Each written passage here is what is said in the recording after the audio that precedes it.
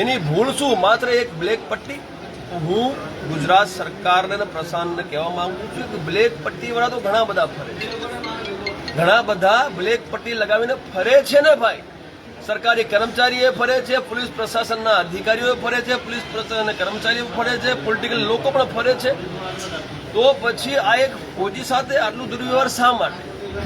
હવે અમારી જે માંગ છે એ ફોજીની માંગ છે. એટલે અમારી એટલે એ અધ્યક્ષતાપૂર્વક ફોજી કરે, જેના પર અન્યાય જોઈએ એને સન્માન માટે એને આ માંગો મૂકી છે. એ આપણા માધ્યમથી હું અહીંના જે એસપી સાહેબ છે ત્યાં સુધી પહોંચાડવા માંગુ છું કે જે ફરિયાદ થઈ છે એના ઉપર ફોજી ઉપર એ ફરિયાદ ખોટી છે, એને રદ કરવામાં આવે એવું એને કીધું છે ને એને અમે સમર્થન કરીએ છીએ. બીજું એને અમને એવું કીધું છે કે જે પોલીસ કર્મીઓ હતા જેમણે એમના ઉપર હુમલો કર્યો છે એ તમામ પોલીસ કર્મીઓનું સસ્પેન્શન થાય અને એમના ઉપર પણ એફઆઈઆર દર્જ થાય એનું પણ અમે સમર્થન કરીએ છીએ. અને એની એક માંગ હજુ છે કે ભવિષ્યમાં આવી ઘટનાઓનું પુનરાવર્તન ના થાય એ માટે જે સરકાર અને પ્રશાસનના જે આલા અધિકારી છે એ દિશા નિર્દેશ જારી કરે પોતાના પોલીસ પ્રશાસનના જેટલા પણ અધિકારી છે કર્મચારીઓને, તો આ જે ઘટના છે એનું પુનરાવર્તન રોકવામાં આવે. એ રીતે એને ઘણી બધી માંગો મૂકી છે. તમામ માંગોને લઈને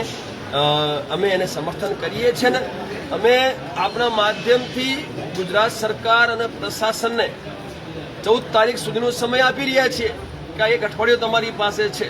આ અઠવાડિયામાં તમારે આ તમામ માંગો ઉપર કાર્યવાહી કરવાની રહેશે. અને જો ન્યાય નહીં આપો તો પછી ન્યાય લેતા અમને આવડે છે, પહેલાં લીધા છે, અત્યારે પણ લઈ શકીએ છીએ, આગળ પણ લઈશું.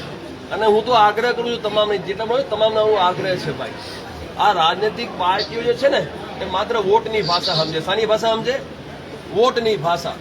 જો આપણા ફોજીને ન્યાય ના મળે ને સાહેબ તો અત્યારે સરકાર કોની છે? અહીંયા ભાજપની સરકાર છે. કોની છે? એટલે ભાજપ પણ કામ કરીને સાંભળી લે.